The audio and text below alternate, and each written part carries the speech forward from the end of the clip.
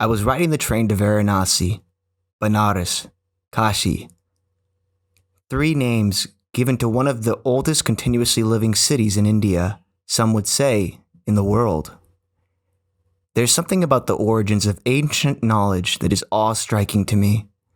Varanasi captures this spirit in me. Along the way to Varanasi, I met some young men about my age of 27 at this time, and they asked me to come to Bihar and stay with them and their family, whom they were going to visit from their working locations in the cities. They are returning to their village. Now, Bihar, I had always wanted to visit, a state in the wild, wild east of India.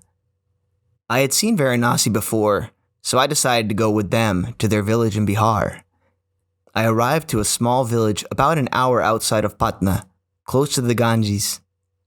Here I was, with strangers who I had only known for a few hours, and decided to explore further the ancient land of Bharat, India. I stayed in their small village, was welcomed into their home as a guest, treated with such care and love, and they asked for nothing in return. This small village in Bihar was absolutely in shock to see me, as if they had never seen a foreigner in person, or perhaps since the British Raj in India. Everyone had the same line of questioning. What in the world brings you to our small town? I replied usually with the same simple phrase. Experience. A new experience. I slept on the rooftop with the entire family of 10 during the hot, humid summer nights. The mosquitoes were relentless in destroying my need for sleep. I would awake to a beaming sunrise as the distinct worship sounds from a mosque and the distinct sounds from a Hindu temple rang out in the distance, playing in harmony from one side of the village, from the other. It was an experience, beautiful and chaotic, but an experience nonetheless. It was specifically uncomfortable sleeping on the rooftop, hand-washing clothes from a well centered in the concrete home compound of my friends and family. It was uncomfortable using the bathroom as there was no indoor plumbing. We had to walk far into the fields to use the bathroom. I refrained from using this method as I was unsure of how to use the field swamp water to clean myself appropriately. So I tried my best to control my bowels. It was an experience. It was a beautiful experience in my eyes, as I will further elaborate upon. The discomfort I felt, I found profoundly important. The discomfort strengthened my ability to adapt to stress, situations I feel anxiety in, general events in life which suffering is involved in to some degree. Some people may choose to avoid discomfort. I find this approach to produce a weakening of physical and mental health. It is much better to suffer and stand strong. Take on discomfort and use it as a motivational tool. Experience everything possible. Experience produces discomfort much of the time, and discomfort is subjective to the individual perception of said experience. Someone may feel discomfort when their knowledge is challenged, and this I find a natural discomfort. Maybe how I wish to phrase this would be, is the discomfort you feel appropriate to the events occurring in your life? Does the anxiety feel rational in the situation? And do these feelings encourage you to discover, learn, and self-reflect? Or do they cause your mind to recoil in horror and drown in sorrow? It's not difficult to look to the past, in the present, and even imagine a potential future of more discomfort. If we wish to find a commonality amongst all humans, of all races, of all religions, of all isms, it's discomfort. It's definitely in stress, anxiety, and discomfort. It's void of any discrimination.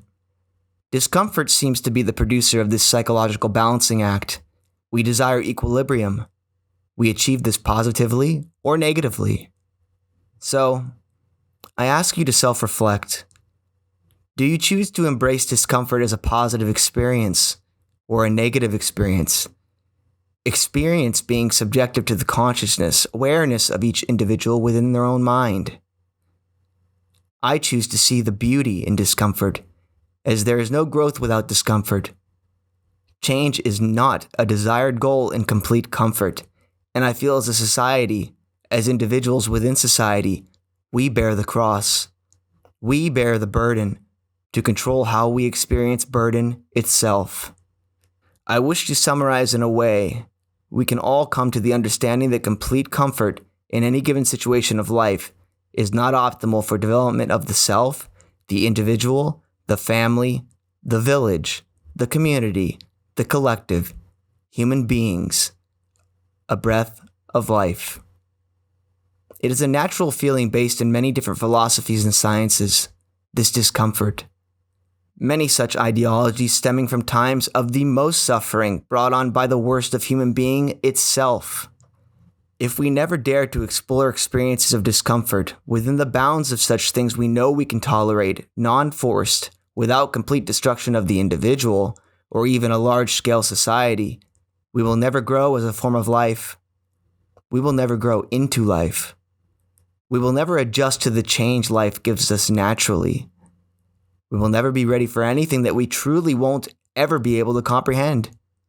We will grow to be bitter and resentful to any creation that opposes our comfort.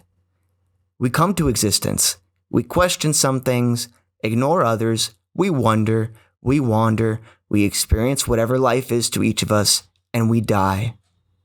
All we leave behind is experience, suffering, joy, beauty, chaos, and all. Hopefully, the experience you leave behind helps another work through their own meaning. Such as I experienced this small, quaint village in Bihar, I experienced the very nature of existence, discomfort, and wonder. Experience for whatever it says it is within my own consciousness, whatever you wish to make of consciousness. A disturbance to my own unique equilibrium occurred and created something new inside of me, something I'll never be able to give to others or even ever explain in a manner that gives it meaning to others in such a way it did to myself. I can only have faith that this adventure of mine created a ripple in combined experiences, simply to those in that quaint village in Bihar. One village of many across the earth, which I may never see again. Life is simple. Life is complex. A beautiful chaos. A root that gives life. Life is uncomfortable. Enjoy the discomfort. Don't fear the discomfort. Fear becoming too comfortable to live. I write this to those that can manage this. Thank you for listening.